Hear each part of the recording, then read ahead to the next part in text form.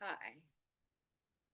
Today I'm going to give you a glimpse into the initiation of Waldorf education and why I think that healthy rhythms are the key to supporting our education system, the parents that stay at home and work with their kids, teachers who support kids in a classroom, and just share with you a little bit first about the initiation of Waldorf education. You know, ancient wisdom teaches us the art of beingness. And this is not an easy task in this world of doing this. To know thyself is the most important work that we can do for ourselves and our children. The art of being is imbuing all of our doings with beingness, intentionality over agenda, presence, purpose, and meaning, and letting go, surrendering, a deep release. These are some of the keys to life. When we set a space with these values in mind and in our hearts, we have the opportunity to tap into our unlimited potential to show up as a guide for the children in our care. And when groups come together in this way, there is no limit to what we can create. So I want to just share with you a little bit about how Waldorf education is an initiation through the grades. And then we'll dive into healthy rhythms. So, in ancient India, there is a system laid out, many different aspects of stages of consciousness, or in the wisdom tradition. Pause.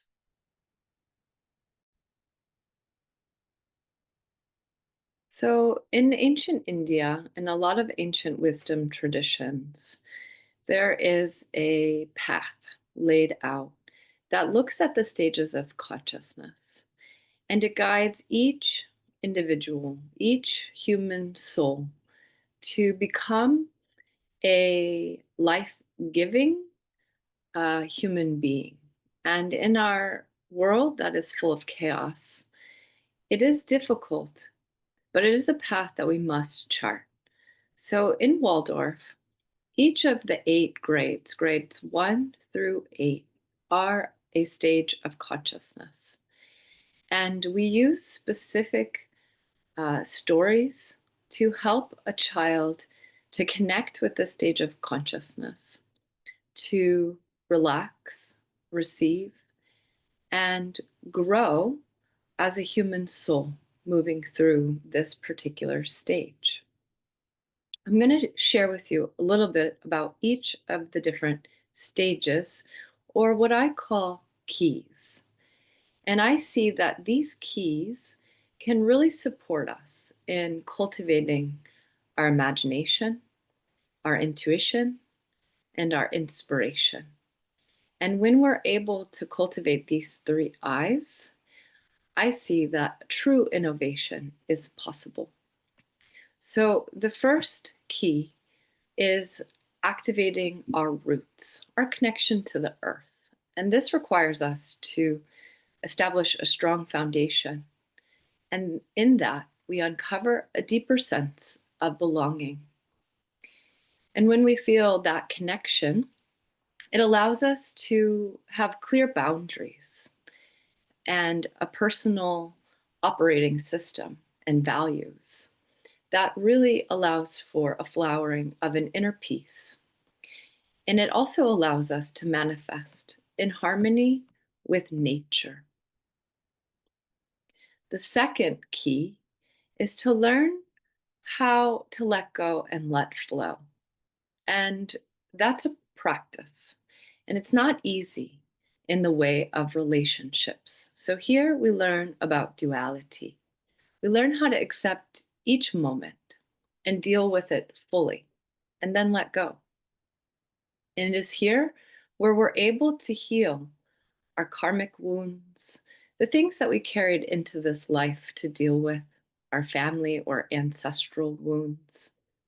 And it allows us to access a deep well of creativity and our emotions. Our energy and motion is here. And this is where we explore relationships in all ways, relationship to the earth, to all the things on the earth, as well as other human beings. The next key is 3. So each of these keys also connects with a grade in Waldorf education. So this would be grade 3 or key 3. And this is the transformative power of the sun, our great sun inside of ourselves. So when we access that deep empowerment, we awaken our authentic power. And it is so helpful in this stage to get very connected to the earth through our actions, through our movements, and our self directed action. And we start the process to transform the me into the we. And the next key, key 4, is where we fully are able to transform that me into the we. And we learn how to access our heart presence in a deeper way, in a way where we can balance the giving and the receiving. And we learn how to hold space. We hold space for ourselves, we hold space for others, and learn how to listen without judgment and truly accept and give each person space to exist. So there's understanding and compassion that flowers when we are connected to the heart. The key 5 or grade 5 is where we learn how to speak our truth from a clear, creative center, awakening a true comprehension and beginning to discern and have clear perception, where we're able to more consciously create through our voice. A key number 6 is where we learn a re-education of the self and awaken into the insights and the truth of oneness of everything. We look to see all sides, both sides, and we have this ability to start to have insight and to see beyond the duality of life on earth and open to all perspectives. Listen to the perspectives that are here and discern from our own self and our own center. And then key number 7 or grade 7, I'm going to actually say that it's 7 and 8 because it's sort of working. Yes, it's grade 7 and 8 or key 7 and 8. And this is our core alignment to nature, where we realize that everything is connected. Therefore, if I harm you, then I'm harmed. And it is a place where we find our devotion to creation. And also where we learn that we can create a new story through our own filter.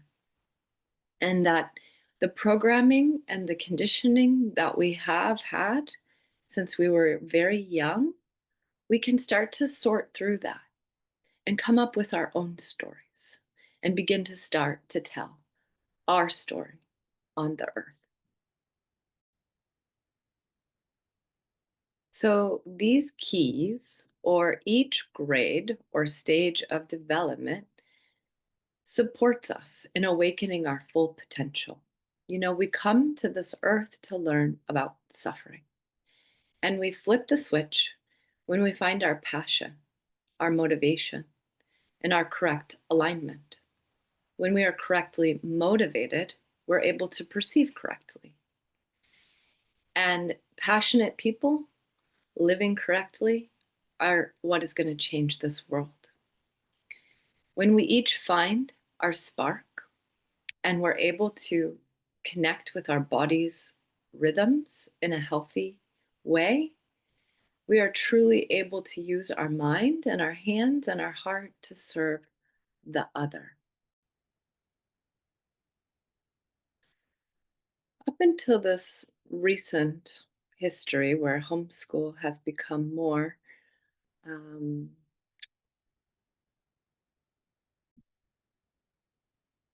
shared more, Waldorf was for the few, not for the many. And I really think that we need this work now more than ever out into the world, that everyone needs to learn these stages of consciousness or access to this initiation path.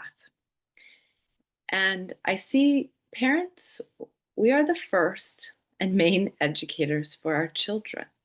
We have kind of got ourselves into this predicament because we have sent our children away to be educated at a school, and we thought that we were going that they were going to be supported in their body, mind, soul health. But many education systems have fallen short. Because we are the first main educators of our children, we have to learn that true education must flow as a living structure between person to person, parent to child, in a space that is conducive to giving and receiving in mutuality. It is more than just a structure, a physical structure with rules, expectations, regulations, agendas. It's a conversation between engaged listeners, with each person a part owner of the conversation. And we can do more when we're in alignment with each other as a unit of openness and unpredictability. Social and emotional intelligence is the new conversation. And showing up authentically, allowing our flow, and making space for each other is essential. Mindfulness is a key here. Mindfulness, adaptability, emotional freedom. It's difficult work. However, it is the work that we need to do today. Healing, alignment with nature. Our health is in our hands. Our life is in our hands. We need our true self now more than ever, and we must get back to nature, to our true nature. So these keys really help us to unlock our full potential. We are physical, mental, emotional, and spiritual beings. And as such, we have to be present with each of these spaces in our being. And when we hold a space for ourselves, we can attain a level of uh, witness consciousness. In yoga, witness consciousness is about um, almost taking ourselves out of ourselves. And instead of being so attached to our reality and wanting it and wishing it to go a certain way, we're able to just see it from a bird's eye perspective and to engage with it as we choose based on our freedom and our choice, right? So we we realize that everything is not so deeply personal in a negative way, but that we can hold things loosely, hold things lightly. And really, the way to move through these stages of consciousness is to fall back on healthy rhythms. And the rhythms of our life set us up for success or not.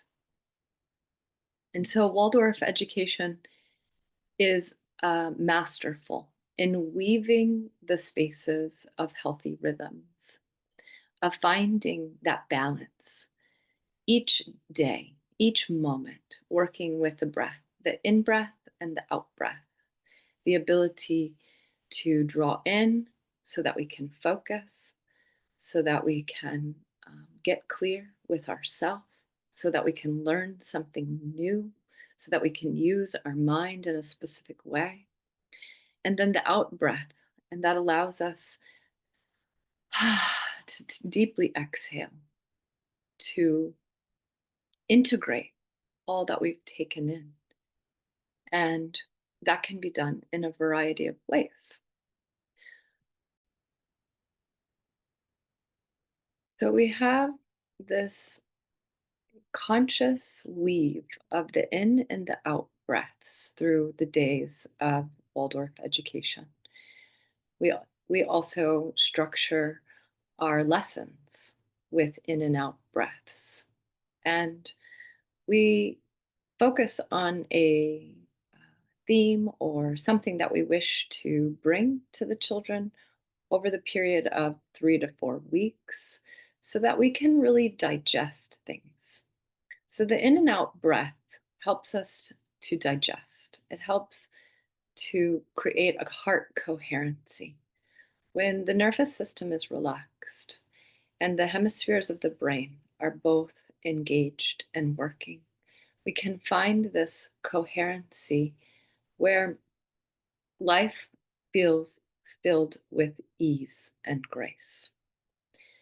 The other thing that is beautiful and rhythmical is honoring the seasons and the awareness of how the seasons influence us consciously and unconsciously. So the foundation of Waldorf is really this experience of the rhythms of the days, the weeks, the months, and the seasons. And everything in Waldorf is brought with a consciousness of the head, the hands, and the heart. Because learning it needs to be embodied. We need to receive it on all these levels. We need to do and participate in projects or things that have meaning to us so that we can really receive whatever that it is that we're looking at or the content that we're working with. So, one of the ways that we do this is establish rituals right from the start. We cultivate healthy rhythms. And um, each morning that we work with children, we set the stage, right? We set the stage, and often we'll light a candle and say a verse or a poem or something that opens us up to something bigger than ourselves. And then we continue with that process of singing a song and opening up all of the energy centers, opening up our channel and singing. Our voice is the greatest instrument that we can play. And it comes very natural when we're very young to sing and express ourselves. But oftentimes, little by little by little, people start to feel like sensitive or conscious of their voice, of being able to express themselves because, you know, sometimes we make people feel bad for expressing themselves, or the child takes the adult as like shutting them down in some way, or the response, it affects their personality, and then they start to close down these parts over time. And so, one thing that we do as educators is to help that that voice stay open, help our whole channel stay open. And when we work with the very low deep sounds and the very high pitched sounds, and we work with this whole range, it helps us to stay open, to life. So we have the greatest instrument inside of ourselves. And in Waldorf education, we use that every single day. And that provides a very healthy rhythm and backdrop to hold the container of learning. Um, the other thing that we like to do is have each child make their own books. So we bring content, we bring information, but then we let them explore how they wish to digest it and then output from it with their projects, with their books. And this rhythm supports them in knowing and accessing their uniqueness all the time, their unique genius they're working with all the time because they're creating their own content, their own material, right?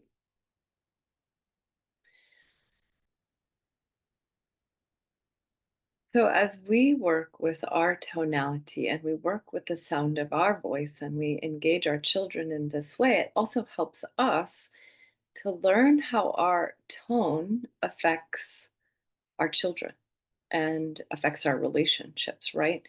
So when we keep this channel open and we work with our voice, we can become more conscious of our voice and our tonality and how that changes based on who we're talking to, what we're saying. And we can become aware of that and learn to moderate it accordingly, right? We become discerning of our tones and become more conscious of how we're interacting and engaging and how that impacts our children and the people around us. Um, so the other thing is just setting up the classroom.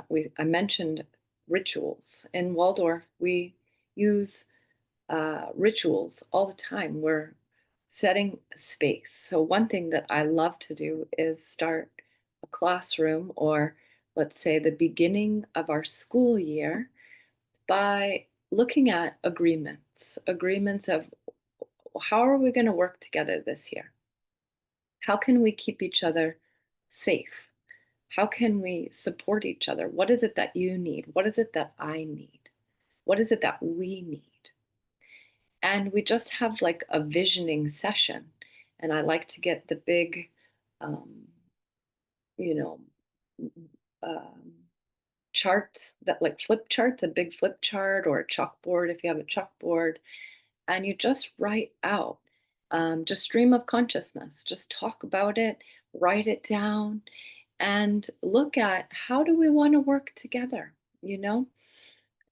If you're working with a group of kids, you I like to have ways that we use sign language for our movement patterns. Like if I'm teaching a group of children and I don't need them to ask me to go to the bathroom, like I don't, but I do like it when they just let me know. So just every time you need to go to the bathroom, just, show me a fist and I know that you're going to the bathroom or do some kind of sign and let me know, like, hey, I need to go here, or I'm going to go outside. I need to take a breath. That might be a different sign, or some simple ways that you can make sure that the flow is still is there and that we're not interrupted all the time. So the operating systems support the structure and the flow of our home spaces and our classroom spaces, and we get to design that space. We can do it, and we might have like specific, and we should have specific things that are we don't compromise over, and there are non-negotiables. As adults, we need to have those so that the kids also know that we're holding them in this container, and this container looks this way. For example, if I'm holding a space at my house, I'm going to have rules of my home, of how do we treat the home, right? We clean up after ourselves. We don't leave a mess. If we're eating food, we eat food in a certain space. We don't eat food maybe on the couch. I don't like food all over my house every day, right? So I'm going to have specific ways to deal with specific things.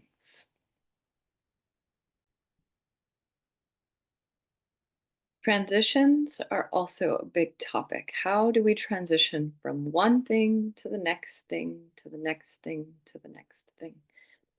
And that's at home and in our classrooms, right? And it's all about transitions. Kids need transitions. We as adults need transitions, right? And so, using tools. I love to have a bunch of tools in my classroom, such as bells, chimes, musical instruments. And we know from a lot of the ancient traditions, the wisdom traditions, that you see like all the time bells, um, tones, for like, okay, when we chime this tone, we all stop and take some self quiet time and breathe and connect to our bodies. Right. So before we move from a lesson to an artistic expression, or while we're doing that, it can be very chaotic sometimes, especially if you're working with a lot of children.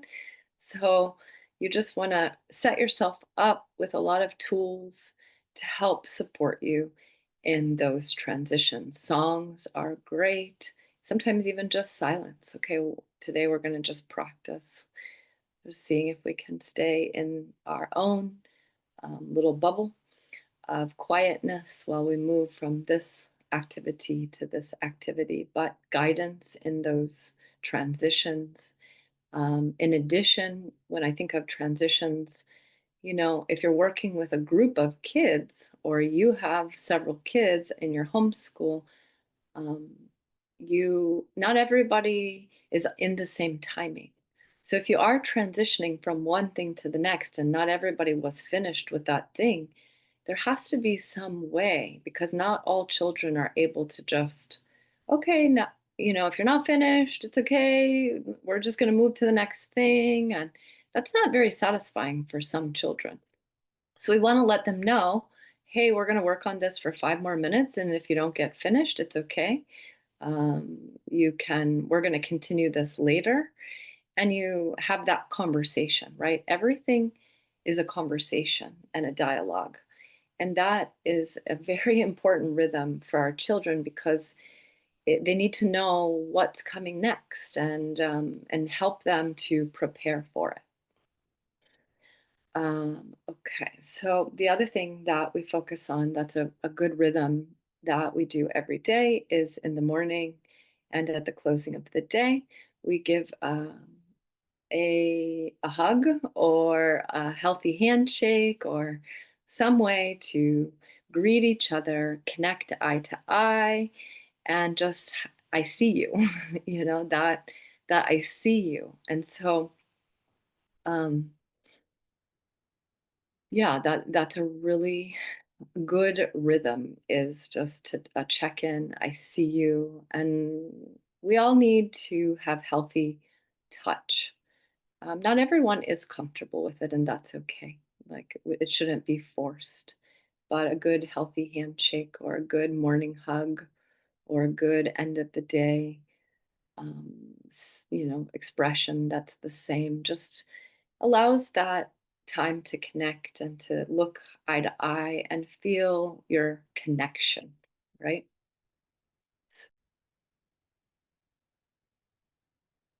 Another healthy rhythm that really sets the backdrop for my classrooms is to have connection circles. And I like to have them every day, because this is the power of unity, of collaboration. And that's really key when working with a group. Might not be so easy to do this, because we have to learn the elements of flow.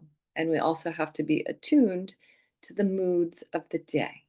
But the intent is to create our classroom, if we have a classroom space or multiple kids, is to, we're having like a miniature society where we all care for one another, like a family, right? And even a family, there might be a lot of dynamic tensions in. And so we have to set this space of how are we going to treat each other? How are we going to work together? And really, that arises when we're connecting in the heart. So there has to be um, heart circles and spaces for that.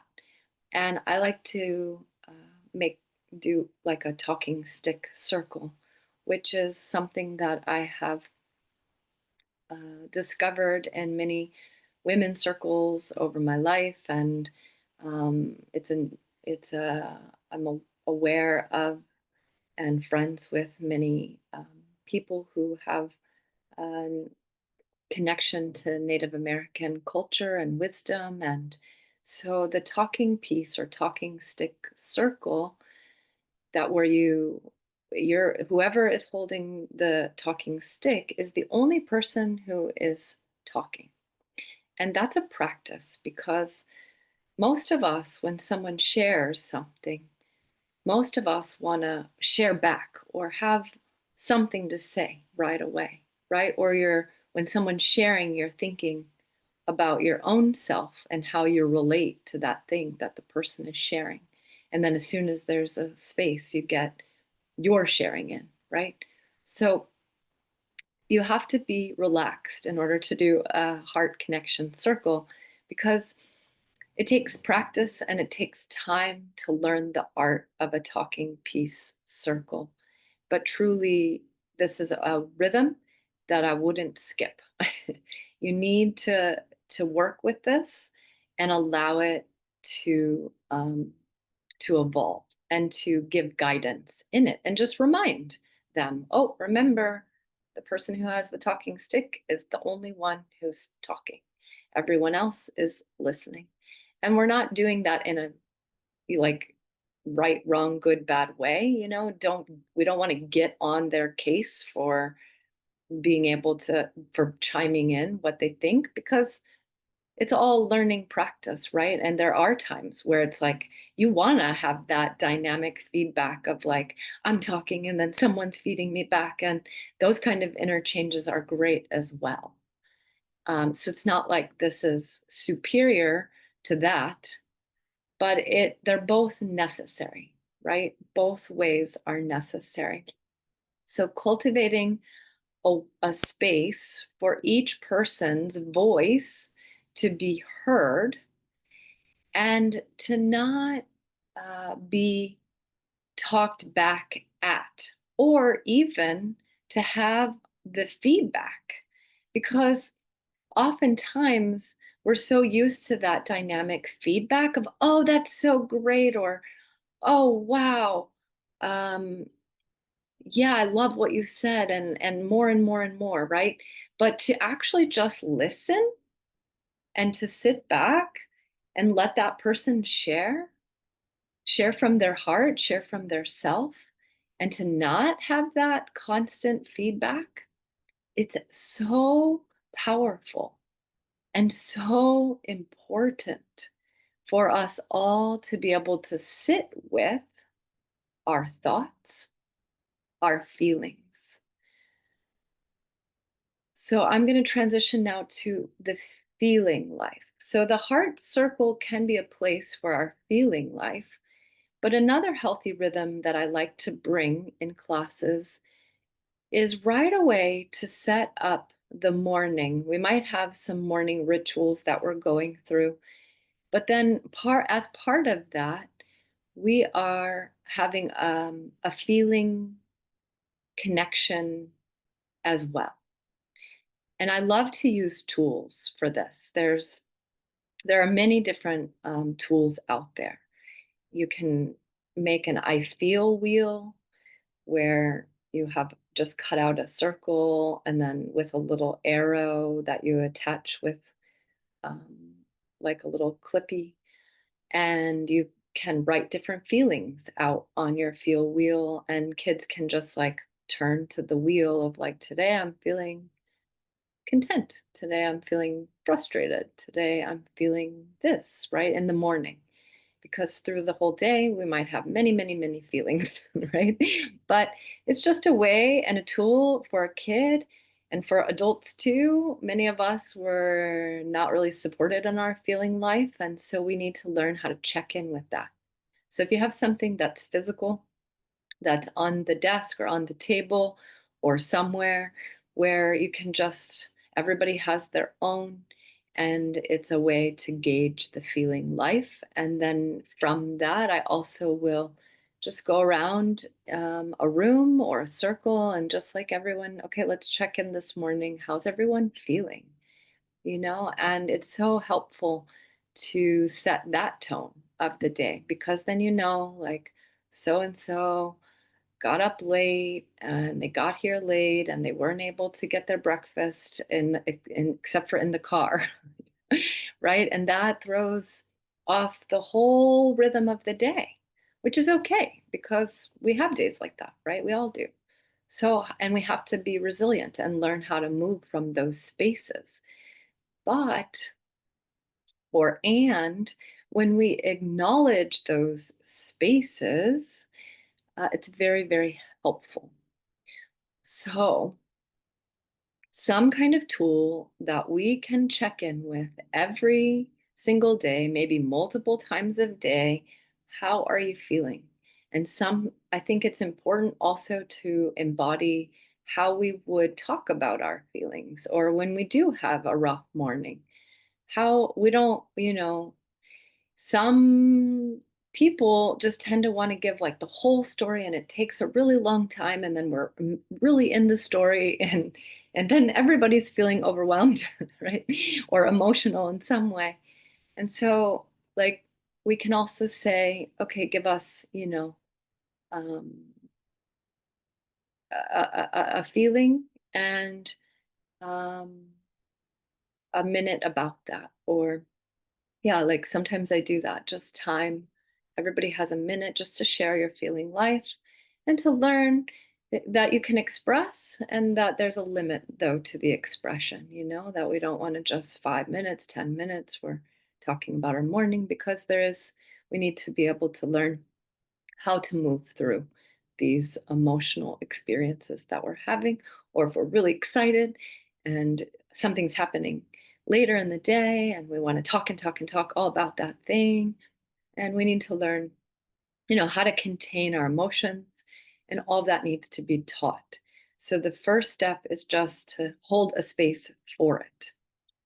In addition, we're doing mindfulness exercises, and these exercises can really support the backdrop of our days. So, mindfulness. We want to have a lot of mindfulness breaks throughout the day, or a segment maybe in the morning where we're focusing specifically on mindfulness activities. And I like to use tools for this as well. I love my breathing ball. So we inhale as the ball expands and we exhale as the ball contracts. And I can do this multiple times. I usually do 3 breaths to start anything or to finish the day. We focus the day or complete the day with breath work. I also have different cards around my classroom and in my home, and these have just little um, meditations on them, or like this is called the butterfly hug. And you give yourself a hug and you connect with your heart and you take 5 slow, deep breaths.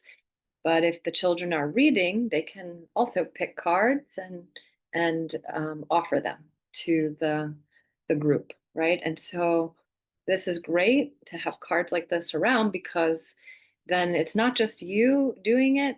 In the beginning, it might be, but eventually, then everyone can feel free, like, oh, ring a bell. Like I have a little bell in my class, and or little handbells, and I guide the children to like anytime that you feel like maybe the space is a little bit chaotic or you need something, just you can ask to pull a card and we can all together pick a card and focus on some activity, or it's a good thing to do in transitions. I also have these Donna Eden energy medicine cards, and these are wonderful little less than 5 minutes body mind activities that help create that heart brain coherency and help keep the flow in this space.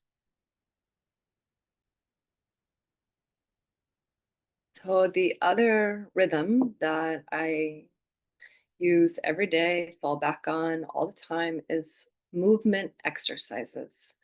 And we need both structured and unstructured, right? So there always needs to be space for free play, free movement of our bodies, let the children work together or find their own personal flow as well. But we also need to bring structured games and structured movement activities, as well as a conscious movement practice, such as I love yoga, eurythmy, something that allows the children to connect into their own self, to feel their body, to learn, from my verbal cues and expressions, how to feel this, how to feel that in their body.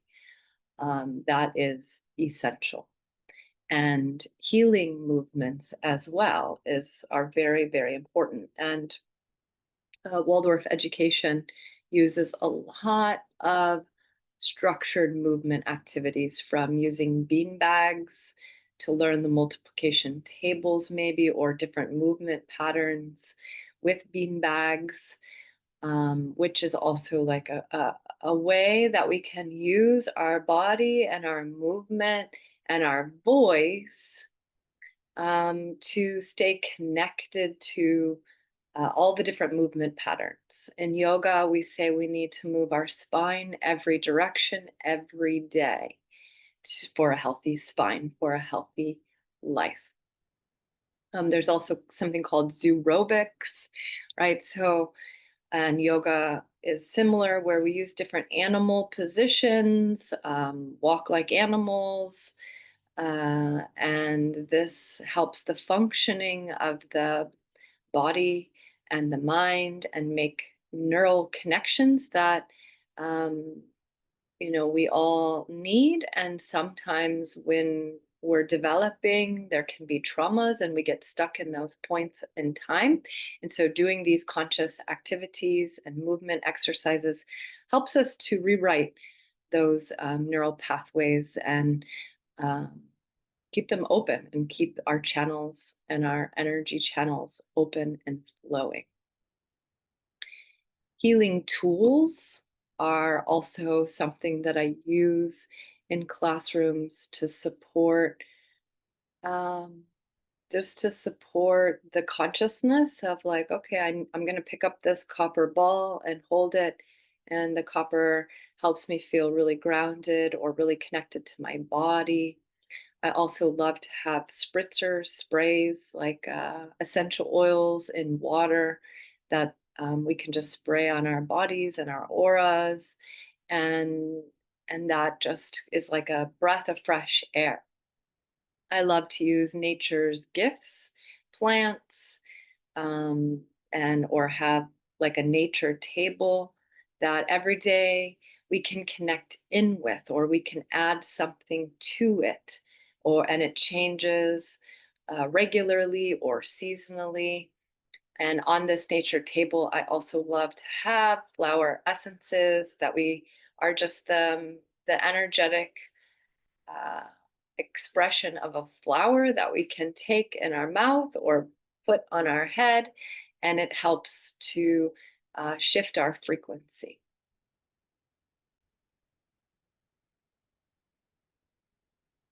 Crystals are another um, tool that I love to have in a classroom space, and I have them on all over my home.